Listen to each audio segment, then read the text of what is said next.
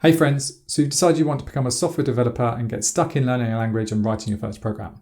Great, so you look up programming languages on the internet and you find there's hundreds of different programming languages. So where on earth do you start? There's Rust, C++, C#, F#, Ruby, Dart, Kotlin, Solidity, to name but a few. If you look on Wikipedia, you'll find many more. Each programming language generally has a specific use case, and depending on what you want to do will determine what kind of programming language you use. For example, if you want to be a Web3 developer, you're going to need to know how to use Solidity, which is the language used to write contracts on the Ethereum blockchain. If you want to be a professional game developer, for example, you need to know C++, as that's what all the major games are developed in. Or if you want to be an indie game developer, you can start using Unity, in which case you need to know C#. If you want to become a front-end developer, then learning JavaScript is a must. And at some point, you're probably going to want to learn TypeScript as well. If you're a complete beginner, and you don't know the difference between a function and a loop, an array or a hash map, then there is no point starting with one of the more complicated languages until you have the basics down. You need to pick a general purpose language that you can use to create a large variety of things. For beginners, you should start with Python.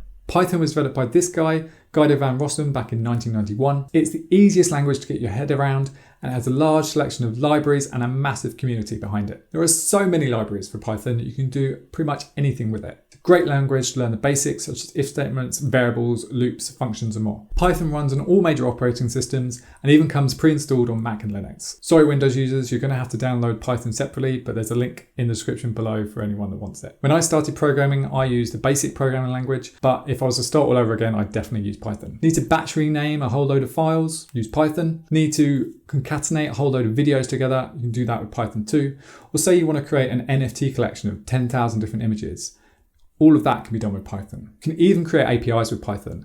And it's also one of the languages that is supported by AWS Lambdas, which I'm definitely going to be covering in another video. For example, one of the Python scripts I have running on my machine moves my photos from my camera uploads folder on Dropbox and moves them over to my photos folder and sorts them by year and month based on the date that they were taken. Python is also used in data science and machine learning, so if that's the subject you're interested in, you definitely need Python in your tool belt. Once you have the basics mastered, it's worth moving on to a more specific language based on the area that you're interested in. If you want to get into web development, for example, for both front end and back end, you're definitely going to need to know JavaScript. JavaScript runs everywhere and is a requirement for front end development. JavaScript was developed in 1995 by Brendan Eich and is embedded into every web browser you use. Pretty much every website you use has some form of JavaScript on it. It's used for providing interactive features on the web page as well as communicating with the back-end servers. Don't believe me? Try disabling JavaScript in your browser and see how many websites still work the same way. JavaScript is also used for back-end development thanks to Node.js. You can build a full-stack web application using nothing but JavaScript. JavaScript can also be used for mobile development thanks to frameworks such as React Native.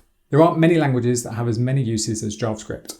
And once you've learned JavaScript, it's worth having a look at TypeScript as well. TypeScript's maintained by Microsoft and it introduces static types, which means that you can't change the type of a variable after you've declared it. Now, this doesn't sound like much, but it helps resolve a lot of bugs before they even happen. If you want to be a professional front-end developer, then learning TypeScript is a must, and it will be a requirement for most of the jobs that you apply for. TypeScript is also a great stepping stone for learning other languages such as C# or Java, which are also used at a countless number of companies. There are many great resources for learning both Python and JavaScript. Over on the Free Codecamp YouTube channel, they have a 4-hour course on Python, which I recommend you have a look at. This will cover the basics such as variables, functions, if statements, arrays, loops, and much more. If you follow along, you end up creating a calculator app and a few games as well. For JavaScript, there is a great free full stack course on the Odin project website, which I would highly recommend. If you prefer to learn at your own pace by reading, the Headfirst series of books are really good. So Headfirst JavaScript and Headfirst Python, they're quite funny, at least they try to be, and they explain the concepts really well. If you're still struggling with programming, you might like my next video